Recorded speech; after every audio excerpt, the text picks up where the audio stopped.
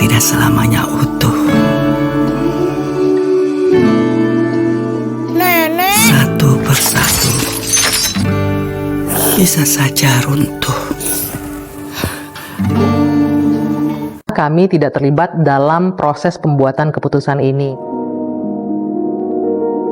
Pihak Kementerian Energi dan Sumber Daya Mineral mengaku tak pernah dilibatkan dalam perumusan atau pembahasan kebijakan diskon tarif listrik. Hal itu disampaikan juru bicara Kementerian ESDM Dwi Anggia pada Selasa 3 Juni 2025. Kementerian ESDM menyatakan sejak awal pihaknya tidak pernah menerima undangan resmi atau dimintai masukan terkait kebijakan diskon tarif listrik periode Juni sampai Juli 2025. Dwi juga menekankan bahwa inisiatif dan pembatalan kebijakan itu tidak berasal dari Kementerian ESDM dan sepenuhnya menjadi tanggung jawab lembaga yang mengumumkan kebijakan itu. Meski demikian, Dwi menerangkan bahwa Kementerian ESDM tetap menghormati kewenangan kementerian yang mengumumkan rencana pemberian diskon termasuk pembatalannya. Ia juga menyatakan bahwa Kementerian ESDM selalu bersedia apabila dimintai masukan secara resmi, terlebih jika kebijakan tersebut menyangkut kepentingan masyarakat luas. Menyampaikan bahwa kami tidak terlibat dalam proses pembuatan keputusan ini.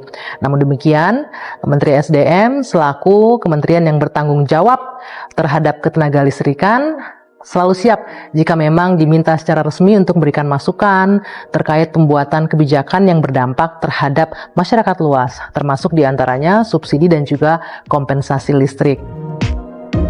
Sebelumnya, Menko Bidang Perekonomian Airlangga Hartarto mengumumkan pemberian diskon tarif listrik sebesar 50% pada 23 Mei 2025 lalu.